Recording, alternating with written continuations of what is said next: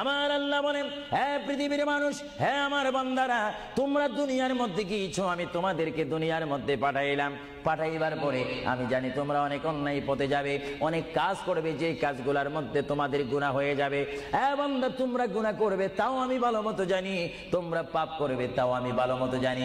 বান্দারে, পাপ করার পরে, গুনাহ করার পরে একাই কি মসজিদের মধ্যে তোমরা কেঁদেছো, রব্বানা যালামনা, বলেন রব্বানা যালামনা আনফুসানা ওয়া ইল্লাম তাগফির লানা ওয়া তারহামনা লানাকুনান্না মিনাল খাসিরিন বলে বলে মসজিদে কেঁদেছো, আসরের নামাজ পড়ে কেঁদেছো, যোহরের নামাজ পড়ে কেঁদেছো, মাগরিবের পড়ে কেঁদেছো, এশার নামাজ পড়ে কেঁদেছো।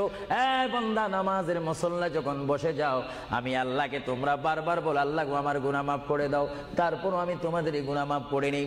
তারপরও তোমরা নিশি রাত্রে, মানুষ যখন ঘুমে যায়, তোমার বিবি যখন ঘুম যায়, তোমার ছেলে যখন ঘুম যায়, তুমি নিশি রাত্রে ঠান্ডা পানি দিয়ে ওযু বানিয়ে নামাজের মুসল্লায় বসে তুমি আবার যখন ডাক দাও, রব্বুল আলামিন, পৃথিবীর কোনো মানুষ আমার গুনাহ সম্পর্কে জানে না, তুমি আমার গুনাহ সম্পর্কে জানো।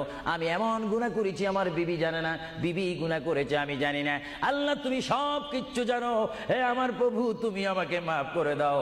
আমার আল্লাহ বলে, তারপরও যদি তোমাদেরকে আমি মাফ না করি, তারপরও বান্দা, তোমরা আমার রহমতের দরজা থেকে ফিরে যাইও না। আমি তোমাদেরকে হুকুম দিচ্ছি, ওয়ালাউ আন্নাহুম ইয যালামু আনফুসাহুম জাউকা, বান্দারে, যদি গুনাহ করে ফেলো, আমার রহমত থেকে মুখ ফিরিয়ে তুমি চলে যাইও না। বান্দা, আকাশ পরিমাণ যদি গুনাহ করো, পাতাল পরিমাণ যদি গুনাহ করো, সাগরের পানি পরিমাণ যদি গুনাহ করো, পাহাড় তুলনায় যদি তুমি গুনাহ করো, আমার দরবার থেকে তুমি নিরাশ হইও না। বান্দা, আমি তোমাকে একটি রাস্তা বাতাই দিচ্ছি, একটি পথ তোমাকে আমি দেখাই দিচ্ছি। সেই পথটি কোন পথ তোমরা জানো?